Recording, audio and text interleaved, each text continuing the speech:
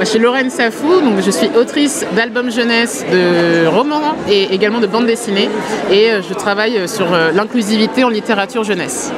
Alors c'est le livre qui s'appelle « Il était une fois un éléphant » et à chaque fois j'oublie l'autrice, mais il m'a marqué parce que c'était la première fois que je voyais une famille avec une famille noire qui prenait juste son petit déjeuner dans une cuisine et donc en fait une scène de la vie quotidienne qui était proche de ma vie en fait, puisque effectivement comme j'ai grandi dans les années 90, il n'y avait pas de livre avec des petites filles noires, c'était extrêmement rare.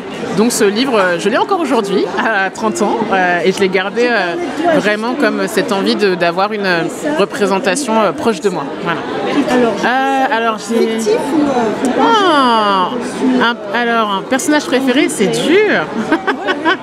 Je pense que j'aime beaucoup Sula de Toni Morrison.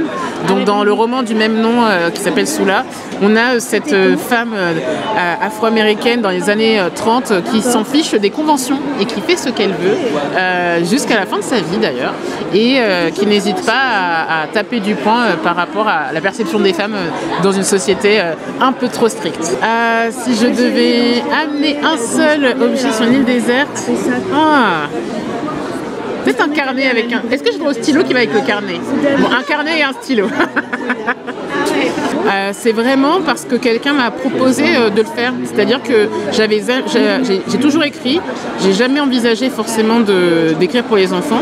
Et quand j'ai découvert ce médium et le travail avec l'illustration, j'ai trouvé vraiment l'occasion de concilier les deux et surtout d'apporter des conversations qui peuvent paraître difficiles, mais de les faire à hauteur d'enfant avec beaucoup de poésie. Donc c'est vraiment ça qui m'a séduit avec ce format. Et mine de rien, ça reste le type de livre qui permet de toucher les enfants et les adultes en même temps. Ouais. Alors ce qui me fascine chez les enfants, c'est leur perspicacité. C'est-à-dire qu'on a beau se dire peut-être qu'on va utiliser des métaphores, etc., ils ont toujours des phrases, des analyses très pointues, très franches, plus qu'on ne le croit, et sans filtre.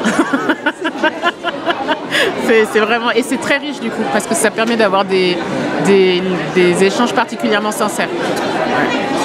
Merci beaucoup. Merci beaucoup.